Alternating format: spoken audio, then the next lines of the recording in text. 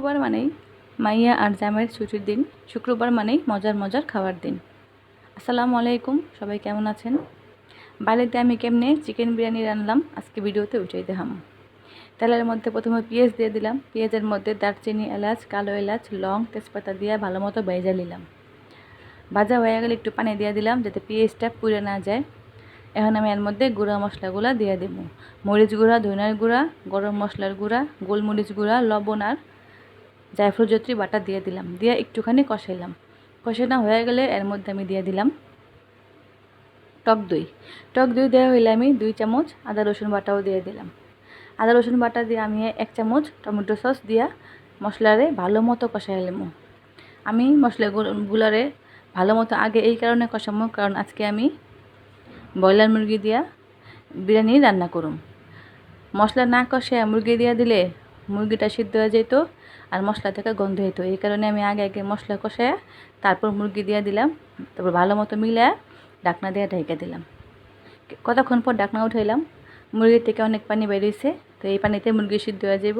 তো সিদ্ধ হইতে থাক, এদিক দিয়ে আমি আলু কেটে নিলাম, কারণ আমাদের বাড়িতে আলু ছাড়া চলেই না, বিরিয়ানিতে আলু দিতেই হয়। তো মাংস যখন অর্ধেকের বেশি সিদ্ধ হয়ে আইব তখন ওর মধ্যে আমি আলুগুলা দিয়ে দিলাম। তখন মাংস আর আলু ভালো মতো সিদ্ধ হইতে থাক, আমি চালগুলা ধুয়ে ফেলাই। তো আমি 3-4 বার করে ভালো মতো চালগুলা ধুয়ে নিলাম। তো ওইদিকে আমার মাংস আর আলু সুন্দরভাবে সিদ্ধ হয়ে পুরো রেডি হয়ে গেছে।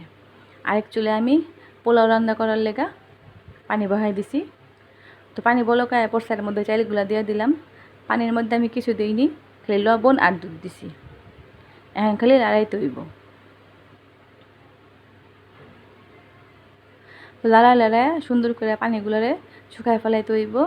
যখন পানিগুলা এরকম হয়ে আইব শুকায়া চাইল, তখন এর মধ্যে কষায় রাখা মুরগির মাংস দিয়ে দিতে হইব। এখন সুন্দর করে আস্তে আস্তে সব কিছু ভালো মতো মিলাই লইতে হইব। মিলানো হয়ে গেলে একবারে ধিমা আছে 15 মিনিটের লেগা দমে বহাই দিতে হইব। তো উপর দিয়ে আমি কটা কাঁচামরিচ ছিটিয়ে দিলাম আর ঢাকনা দিয়ে ঢেকেও দিলাম।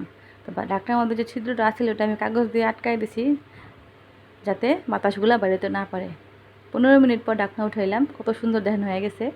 এখন আমি কয়েক ফোঁটা কেওড়ার জল দিয়া ভালো করে মিলাই নিব।